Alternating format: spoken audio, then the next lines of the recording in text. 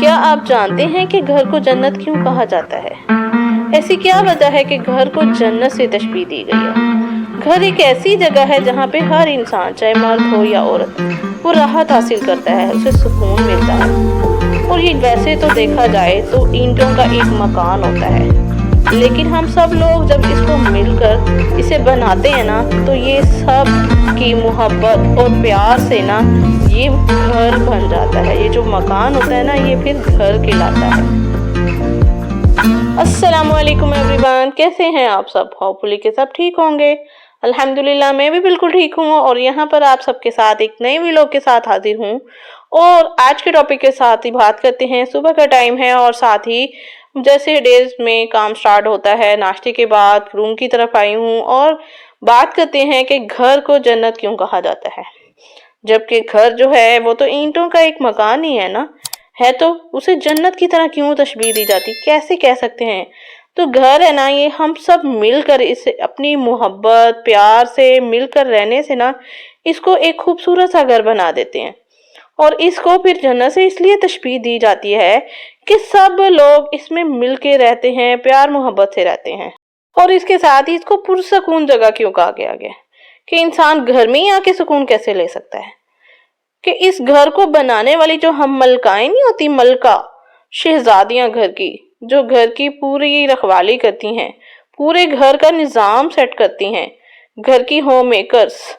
ہم سب، تو ہم لوگوں نے ہی اپنے اس گھر کو نا خوبصورت بنانا ہوتا ہے، اس کے ماحول کو پرسکون خوبصورت بنانا ہوتا ہے۔ یہ کیسے بناتے ہیں، یہ اب ہم پہ ڈیپینڈ کرتا ہے کہ ہم اس کو کیسے بنا سکتے ہیں۔ ہم چاہیں تو ہم یہ اپنے خوشحال گھر کو بدحال گھر میں بھی بدل سکتی ہیں۔ وہ کیسے کہ ہم گھر کے کاموں کو مینج نہ کریں، کسی کام کو نہ دیکھیں، گھر بکھرا پڑا ہو، ہر طرف کام کے کام نظر آئیں، اور بستر ہیں وہ بکھرے ہوں، نہ ہمارا بیڈ سیٹ ہو، نہ ہمارا روم سیٹ ہو، نہ اسی طرح کچن میں بھی ہر چیز بکھری ہو، اور چھوٹی چھوٹی چیزیں بکھری رہیں جس کو ہم بالکل بھی سمیٹیں نہ۔ تو اس چیز کا کیا نقصان ہوتا ہے کہ ہمارا جو گھر ہے وہ بالکل بکھرا رہتا ہے، کوئی چیز وقت پر ملتی ہی نہیں ہے، اور اگر کوئی بیٹھنا چاہے تو کوئی ایسی صاف جگہ نہیں ملتی کہ جہاں سے کوئی سکون سے بیٹھ جائے، بلکہ ہر طرف گھر بکھرا ہوتا ہے، بری چیزیں نظر آتی ہیں، اور اگر کوئی ہمارے گھر میں اچانک سے آ جائے تو اس کے اوپر بھی اچھا امپریشن نہیں جاتا، اور جو ہمارے بچے ہیں ان کی تربیت بھی بالکل اچھی نہیں ہوتی۔ ظاہر ہے جیسا وہ ہمیں دیکھیں گے ویسا وہ خود کرنے کی بھی کوشش کریں گے۔ اس طرح گھر کی ساری ذمہ داری ہم شہزادیوں پہ آ جاتی ہے۔ ہم شہزادیوں نے ہی اپنے گھر کو جنت بنانا ہوتا ہے۔ ظاہر ہے گھر کے مردوں نے تو کچھ نہیں کرنا ہوتا، انہوں نے تو باہر دیکھنا ہوتا ہے نا، باہر کے کام دیکھنے ہوتے ہیں۔ سارے جو کام ہیں، گھر کو جنت جو بنانا ہے، گھر کو مینج کر کے رکھنا ہے، بچوں کی تربیت کرنی ہے، یہ سب کس نے دیکھنا ہے؟ یہ ہم شہزادیوں نے دیکھنا ہے، ہم ہوم میکرز نے دیکھنا ہے، اور ہم اپنے گھر کو بہتر بنانے کے لیے نا بیسٹ سے بیسٹ کرنے کی کوشش کرتی ہیں،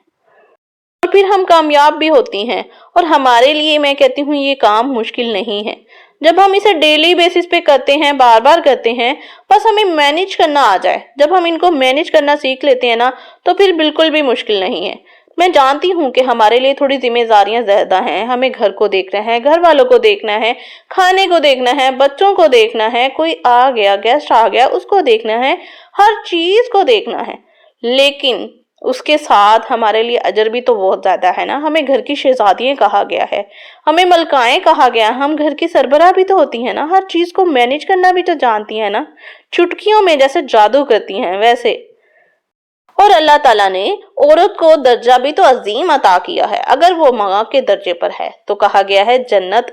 ماں کے قدموں تلے ہے، اسی طرح اگر وہ بیوی کے مقام پر ہے تو بیوی کو ایک عظیم ساتھی اور ملکہ کہا گیا ہے۔ رسول صلی اللہ علیہ وآلہ وسلم نے فرمایا کہ تم میں سے سب سے بہتر وہ ہے جو اپنی بیویوں کے ساتھ اچھا سلوک کرے، اور اگر وہ بیٹی کے مقام پر ہے تو بیٹی کو تو ویسے ہی رحمت کہا گیا ہے۔ رسول صلی اللہ علیہ وآلہ وسلم نے بیٹی کے مقام پہ کیا فرمایا کہ جس نے اپنی 2 بیٹیوں کی اچھی پرورش کی اور وہ جنت میں میرے ساتھ ہوگا۔ عورت کو ماں، بہن، بیوی اور بیٹی کے روپ میں ایک مختلف اور خاص مقام دیا گیا ہے، تو ہمیں اگر تھوڑی سی ہم قربانیاں اگر دے بھی دیتے ہیں تو کوئی بات نہیں، ہمارے درجات بھی تو اللہ تعالیٰ نے یہ اتنے بلند فرمائے ہیں نا، تو یہ قربانیاں اگر ہم دے بھی رہی ہیں تو کس کے لیے؟ اپنے لیے، اپنے بچوں کے لیے، اپنے گھر والوں کے لیے، اپنے گھر کے لیے۔ تو یہ سب کچھ ہم کرتے ہیں تو اپنے گھر کو بناتے ہیں نا جنت، اجر تو ہمیں ہی ملتا ہے اس کا۔ اپنے آپ کو نا آپ کچھ ٹائم لمٹ دے دیا کریں کہ اتنے ٹائم میں یہ سارے کام مینج کرنے کی کوشش کرتی ہوں۔ اب جیسے میں نے پہلے روم سیٹ کرنا تھا، سب سے پہلے میں نے روم کی ساری چیزیں سیٹ کی، اس کا بیڈ سیٹ کیا۔ اب میں ٹی وی لاؤنج میں آ گئی، ٹی وی لاؤنج میں ہر چیزیں بکھری ہوئی تھی، ظاہر ہے یہاں پہ ناشتہ کیا تھا، اس کے بعد ریڈی ہوئے، بچوں نے پلینگ کی تھی، ہبا نے،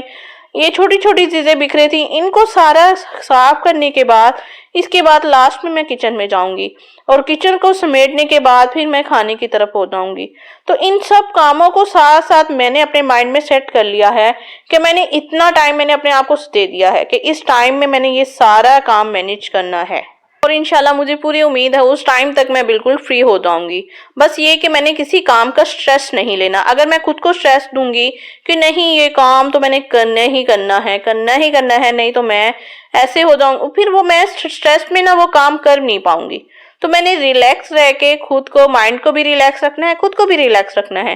اور ساتھ ساتھ اپنے کاموں کو بھی مینج کرنا ہے۔ ہاں اگر کوئی کام مجھے برڈن لگ رہا ہے، مجھے لگ رہا ہے کہ آج مجھے ہینڈل نہیں ہو سکتا، تو پھر میں اسے نیکسٹ ڈے پہ چھوڑ دوں گی۔ ویسے تو میں آپ کو یہی کہتی ہوں کہ ڈیلی کا کام ڈیلی پہ کریں، لیکن اگر تھوڑی سی ہمیں تنگی ہو رہی ہے، کام زیادہ ہو گئے ہیں، تو ہم کاموں کو ڈیوائیڈ کر سکتے ہیں، اس کام کو ہم نیکسٹ ڈے پہ لے کے جا سکتے ہیں۔ تو جناب آ جائیں اب آپ میرے کچن کی طرف۔ کچن کی حالت اب دیکھ رہے ہیں، کیونکہ صبح کے ٹائم جو ہوتا ہے نا، ناشتہ کے ساتھ ساتھ ہبا اٹھ جاتی ہے، اور پھر مجھے ہبا کو بھی دیکھنا پڑتا ہے، تو اس لیے کاموں کو مینج کرتے کرتے پھر کچن میں کچھ ایسی حالت ہو جاتی ہے۔ لیکن اس میں ٹینشن کی کوئی بات نہیں، میں ان سب چیزوں کو سمیٹنا سب سے پہلے سٹارٹ کروں گی۔ جتنی بھی چیزیں یہ بکھری ہوئی ہیں، برتن جتنے بکھرے ہوئے ہیں، ان کو میں نے پہلے سمیٹ لینا ہے، تاکہ میرے لیے کام آسان سے آسان ہو جائے۔ سب چیزوں کو ظاہر ہے جو واش کرنے والے برتن ہیں وہ سائڈ پہ رکھ دیے ہیں، باقی جو یوز ہونے والی چیزیں ہیں وہ ہر چیز میں نے اس کی جگہ پہ رکھتی جاؤں گی، تاکہ میری جو شیلف ہیں یہ بالکل فری ہو جائیں، ان کو میں کلین کر لوں، تاکہ جو زیادہ میس ہے نا وہ بالکل ختم ہو جائے۔ اس طرح سے میرے سارے کام جلدی جلدی سے مینج ہو جائیں گے، اور مجھے پتا چل جائے گا کہ کون سے برتن واش ہونے والے ہیں۔ جو واش ہونے والے ہیں ان کے لیے میں ایک سائڈ پہ رکھ دوں گی، تھوڑا سا ان کے اوپر اگر ہو سکے تو گرم پانی میں ڈال دیتی ہوں، تاکہ یہ جلدی سے میں ان کو واش کر لوں۔ جب گرم پانی ڈالنے سے نا ان کے اوپر جو داغ لگے ہوتے ہیں نا وہ جلدی جلدی سے پھر اترنا سٹارٹ ہو جاتے ہیں، ان کو واش کرنا آسان ہو جاتا ہے۔ اور اسی طرح جو کپ اور گلاس ہوتے ہیں میں ایک سائڈ پہ ان کو کرتی ہوں، اور پلیٹس کو الگ کر دیتی ہوں۔ اس طرح یہ ہمارے لیے نا کچن کی جو برتن واش کرنے آسان ہو جاتے ہیں۔ اور یہ ہے کہ جب گلاس جو ہوتے ہیں وہ سب چیزیں مکس پڑی ہوں، کپ اور گلاس یہ ٹوٹتے بہت زیادہ ہیں، تو ان کو ایک سائڈ پہ میں پہلے ہی واش کر کے ایک سائڈ پہ پہلے ان کو ڈرائی کرنے کے لیے رکھ دوں گی، پھر دوسرے برتن کی طرف آؤں گی۔ اگر آپ کے گھر میں بھی کپ اور گلاس وغیرہ بہت زیادہ ٹوٹتے ہیں تو ان کو ایک سائڈ پہ کر کے رکھ دیں، چاہے وہ واش کرنے والے بھی ہوں، بس یہ کہ ہمیں پتا ہو کہ یہ سائڈ پہ یہ کپ اور گلاس پڑے ہیں، اور باقی برتن جیسے بڑے برتن ہو گئے، پلیٹس ہو گئی، تو ان کو سائڈ پہ رکھ دیں۔ تو اس طرح نا یہ ٹوٹنے سے کم بچ جاتے ہیں، یا سنک میں رکھ دیں۔ تو اور جب ان کو سب برتنوں کو آپ نے واش کرنا ہے تو سب سے پہلے یہ کپ اور گلاس واش کر کے ایک سائڈ پہ اسی طرح رکھتے جائیں جیسے میں رکھ رہی ہوں۔